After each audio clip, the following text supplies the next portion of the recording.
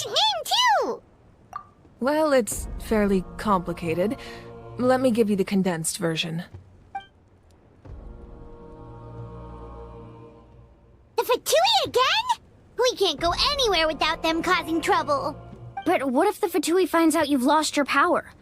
Won't they try to take advantage of the situation? That's why it has to be our little secret. No one else can know, or we're asking for trouble.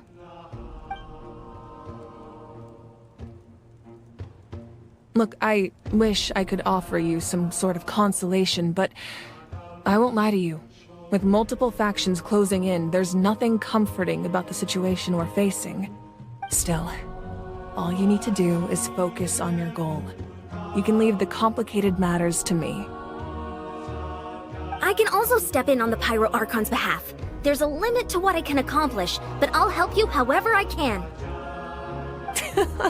There's no need to be so modest, Yan-san. Your incredible strength has long been a well-known fact. You're the pride of your tribe. Archon, I'm sorry about before. You have so much on your plate, so much that you have to worry about. But all I could do was focus on my own feelings. You have nothing to be sorry about. We all get overwhelmed by our emotions, myself included. Your reaction to Kachina's disappearance, I understand that feeling very well. Well, now that we have Kachina's ancient name, let's go track her down. Follow me.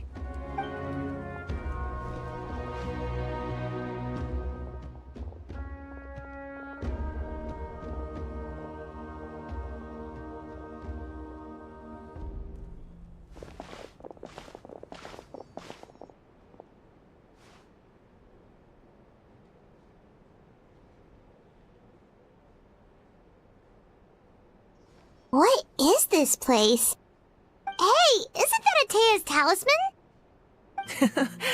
Good eye. This is where I store all the various mementos I've collected. Whoa. I've never seen this place before. There are so many things in here. It looks like there are items from every tribe. Collecting them must have taken a lot of effort. I suppose you could think of it as a hobby of sorts. In Natlan, everyone grows up listening to the stories of heroes. And physical items do a far better job of preserving those stories than our own memory. Now, I still have some preparations to make for the ceremony, so feel free to take a look around in the meantime. If you're curious about an item, I'm more than willing to tell you about its origins. Alright, we'll have a look.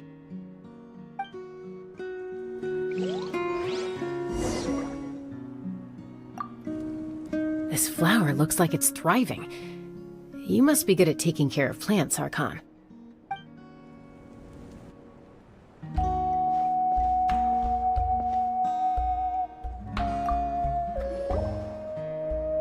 Hey, there's a fishing rod here. It must have belonged to the people of the springs.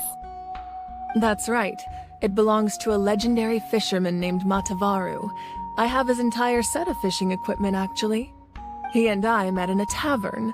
He told me about a particular kind of giant fish and his meticulous plan to catch it. In his eyes, I saw a hunger and a strong fighting spirit. To him, the sea was the battlefield upon which he staked his honor. So, did he do it? The next time I saw him, he was covered in scars. It turned out the fish he sought had been corroded by the abyss. He managed to kill the fish, but sustained a serious injury in the process, which meant he could never go deep-sea fishing again. Can a fisherman claim victory if he fails to bring back his catch? That's what he asked me in the end. Well, Paimon thinks he won. That was my answer as well. The experience was far more valuable than the prize itself. In the end, he didn't want his tools to go to waste, so he gave them to me. Wait, that means you also know how to fish. Maybe we can go head-to-head sometime.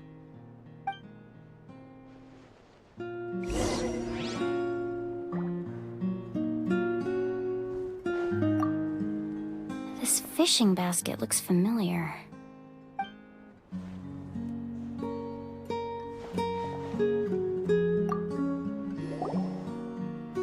This is Atea's talisman. I'm sure you're familiar with this one already. Atea was rarely ever without it. The Make sure to handle everything with care. This cup, for example, it's heavier than it looks.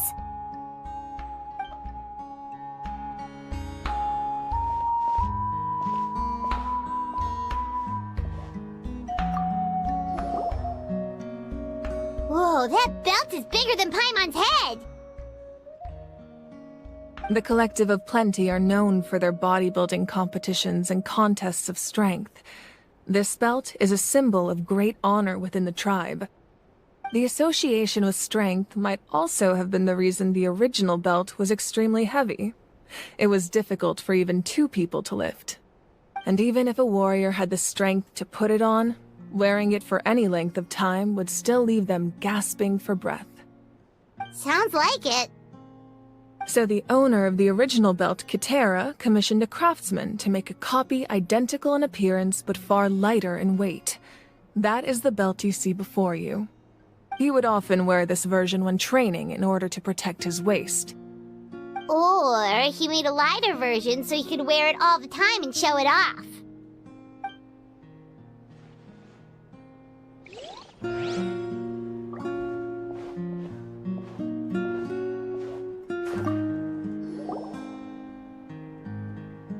There are so many jars and potions around here.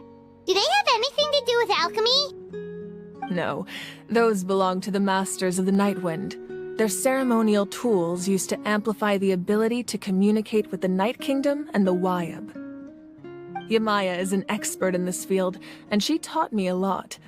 Even though she appears stoic and serious, she actually has a keen sense of humor. The tools you see here are quite traditional. Her students found them outdated, so she passed them on to me. The contents of the jars aren't all that special. Oh, except the big jar in the middle. That's what she really wanted to give me. Ooh, must be something really cool. What's inside? Grape juice. Huh? It's quite tasty, although probably expired by now.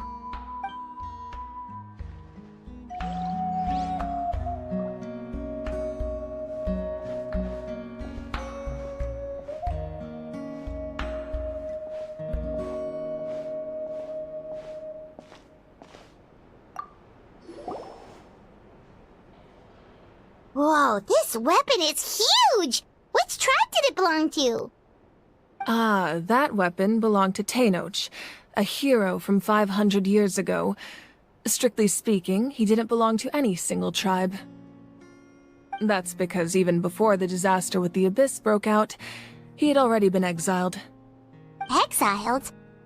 It was a punishment imposed out of necessity, but he accepted it all the same. He believed it was what he deserved. When the Abyss attacked, the tribes found themselves in urgent need of a powerful figure to lead them into the battle, and there was no one more courageous or resolute than him.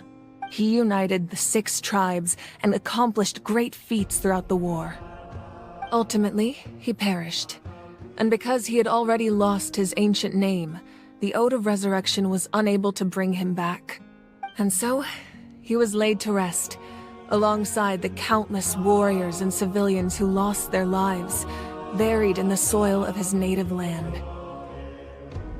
Wow, he sounds like a true hero.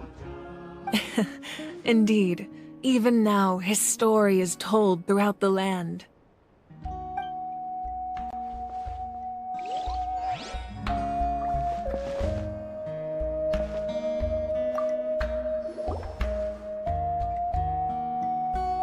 The powder still needs some time to settle, so let's wait a little longer. Well, what do you think of my collection? Do you feel like you have a better understanding of Natlan's culture now? Yeah, if each item represents a different story, seems like Natlan's really been through a lot. Does every item hold a special memory, just like Atea's talisman? That's right. The items in my collection actually serve a similar purpose to the ancient names passed down among the tribes. They demonstrate the true shape of time. The shape of time? Most people perceive time as a linear concept, almost like a straight line that can only move forward. We cannot change the past or predict the future. But there's also a different theory, one that I believe to be closer to the truth. Namely, that the past, present, and future all exist at once. At once? Paimon's not sure she understands. Let's say your journey ended right now. Thinking back on your experience in each nation, which one would you say was the most important? Exactly. Even at the end of your journey, the things you experienced along the way don't cease to exist. They become part of who you are. Take out a portion of that journey, and you would likely make very different decisions, and eventually arrive at a very different destination. The future is the same way. It exists even though it has yet to come to pass. We just lack the means to perceive it. Of course, there are those with the power to foresee the future. They simply call it by a different name. Fate. You're quite familiar with that concept, I would imagine. That does kinda make sense. The future hasn't happened, but already exists. Humanity excels at living in the present, but too often we forget the past and neglect the future. While the pilgrimage and the Night Warden Wars lead us to a better future. Only by uniting the people of Natlan across countless eras can we fight back against an enemy as formidable as the Abyss. To come up with such a set of rules, the first Pyro Archon must have possessed a level of insight I can only imagine. That's correct. At first, he was a mortal man with no special power. After he ascended to the Divine Throne, he used it to borrow power from the heavens and establish the rules of Natlan. Namely, a framework through which ordinary people can ascend to Archonhood. By holding the pilgrimage, we're able to determine the strongest among us. And when that person ascends to the Divine Throne, their inner flame will awaken. In addition, the sacred flame will grant them significant knowledge and memory of this land. After all, that's how I came to know everything I just told you. So, it all comes down to the power of the Divine Throne and the rules. Wait, is that a family portrait? Yes. That's my mother, father, younger sister, and the little saurians we raised. I turned a piece of my dad's leather armor into a canvas and commissioned a famous artist to paint our likeness. Your sister is so cute! It looks like the two of you are really close. Paimon was having a hard time thinking of an Archon as an ordinary person, but seeing this portrait, it kinda makes sense now. It really doesn't look like there was anything special about you before. Oh, wait, is Paimon allowed to say that? A little late for that question, don't you think? Sorry! Paimon's so sorry! Paimon's mouth works faster than her brain sometimes! It's alright. I'd never get upset over something like that. No matter what others may say, my past is a precious part of my identity. I'm forever proud of the life I used to lead. Becoming the Archon doesn't mean you sever ties with your family. The position just comes with a lot of responsibilities, so it impacts how often you get to see them.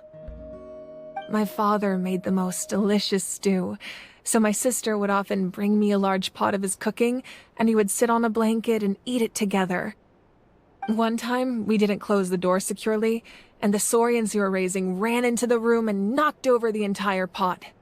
My sister immediately burst into tears. The two troublemakers were going for the meat, but when they saw my sister's distress, they froze on the spot. I still remember the way they laid there, sulking like a pair of children, even after making such a mess. It was frustrating, but in the end, all I could do was comfort my sister and move on. Wow. Isn't that what being a family is all about? As the Archon, I made a vow to defend this nation, and experiences like that, they remind me exactly what I'm trying to protect. Well, what happened after that? This portrait looks pretty old. Your sister must be all grown up by now, right? I believe she ended up working as an architect and artist. She built many houses and crafted many beautiful works of art. Anyway, that's enough about me. Now that the powder is settled, we can begin. Ian-san, Mulani, Chaska, over here please. Place the ancient name up there, and then we'll begin.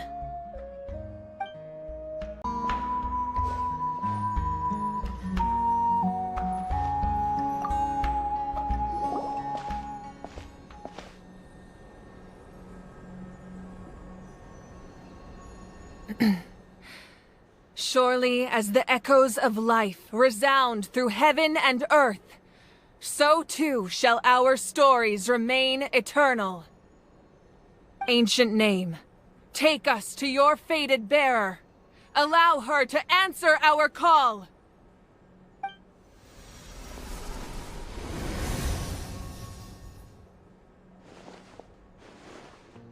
Am I hallucinating again? Kachina, are you okay? Huh? I'm not seeing things, am I? Is the Abyss playing tricks on me again? It's okay, Kachina. It's just us. We're trying to find a way to bring you back. Everyone, you have to listen to me. I've been investigating the Night Kingdom this entire time, and I figured out what's wrong. The Wyab is being affected by the Abyss.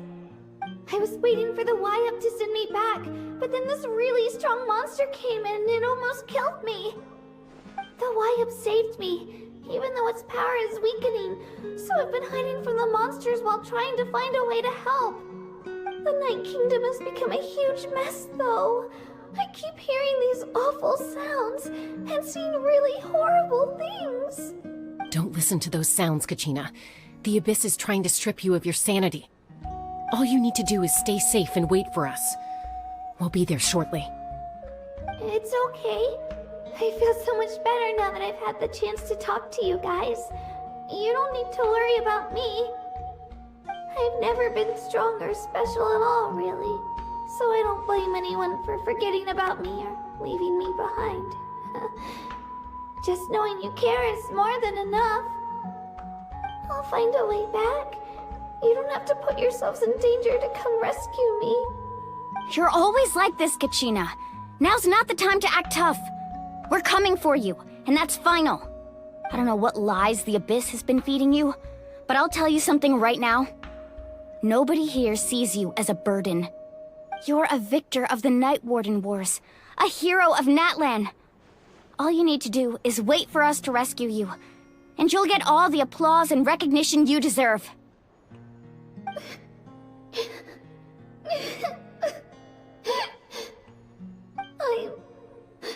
I'm really scared. Everything's so dark and creepy here.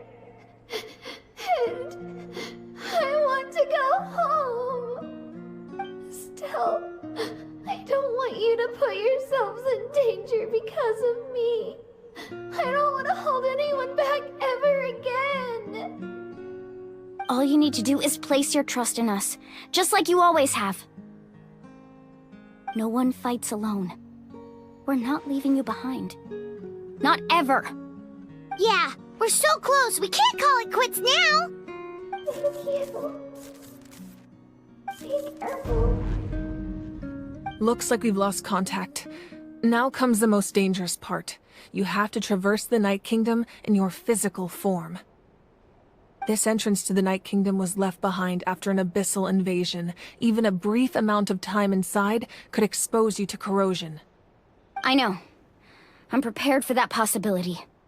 Alright, then I wish you all the best. I'll tell Koichi to be ready just in case. She's very experienced in dealing with abyssal corruption. That face you just made. Don't tell me you two got into another argument. No, I just feel bad for creating more work for her. I'll go with them too, Archon. The more people, the stronger the party. Thank you so much for your help, everyone. It really means a lot that you're willing to brave these dangers with me. And there's no time to lose, so let's get going.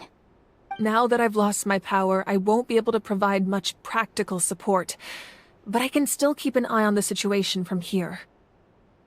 Eon-san, I know it's unlikely, but if you encounter a situation you can't handle... That won't happen. I hope not.